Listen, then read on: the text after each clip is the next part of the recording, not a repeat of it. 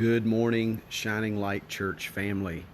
Beautiful, crisp, cold morning here in these North Georgia mountains. I'm coming to you from the book of Hosea this morning, one of the most interesting characters and prophets in all of the Word of God. God instructed Hosea to take a wife of whoredoms. He married a harlot. And they had several children together, and their names had significant meaning. Jezreel, and then Lo Ruhamah, which means unpitied. And then they had a daughter together called Lo Ami, which means not my people. And the reason God had Hosea marry a wife of whoredoms was because it was going to be like a picture of what Israel was doing to God.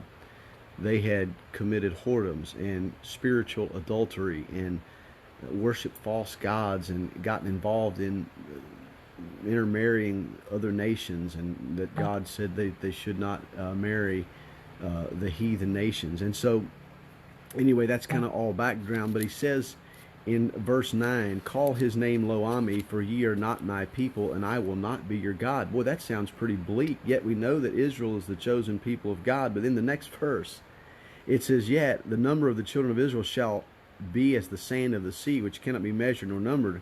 And it shall come to pass that in the place where it was said unto them, ye are not my people, there it shall be said unto them, ye are the sons of the living God. God's not going to break his promises, but there's going to be such a judgment of God because they have turned their back on God that it's going to be like they're not his people.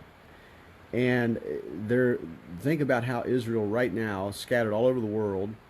And those Jews, I've been to Israel, I've seen the Great Wailing Wall, the Western Wall, and those people are begging God to answer, to send their Messiah. Of course, we know he's already come the first time, and he will come the second time. But when you come to chapter 2, we read about the chastisement of Israel and how they've turned their back on God. But then God will restore Israel, the adulterous wife, if you will. And it says in verse 15, and I will give her vineyards from thence, and the valley of Achor for a door of hope. The valley of Achor is a valley of trouble. But God says in the valley of trouble, there's going to be a door of hope provided. And God says that he's going to take away the names of Balaam out of her mouth, and she'll remember them no more. And it's talking about the kingdom blessings and the fulfillment of the Abrahamic covenant during the 1,000-year reign of Christ. But I just wanted to make some application. I don't know where you're at today, and maybe you're discouraged, maybe you're frustrated, maybe you're upset at yourself, maybe you've let God down. I don't know. God knows. But listen, there's always a door of hope that God provides for his people. So take heart, brethren, sisters. Look for that door of hope. It could be in the valley of trouble. That's where you'll find it sometimes.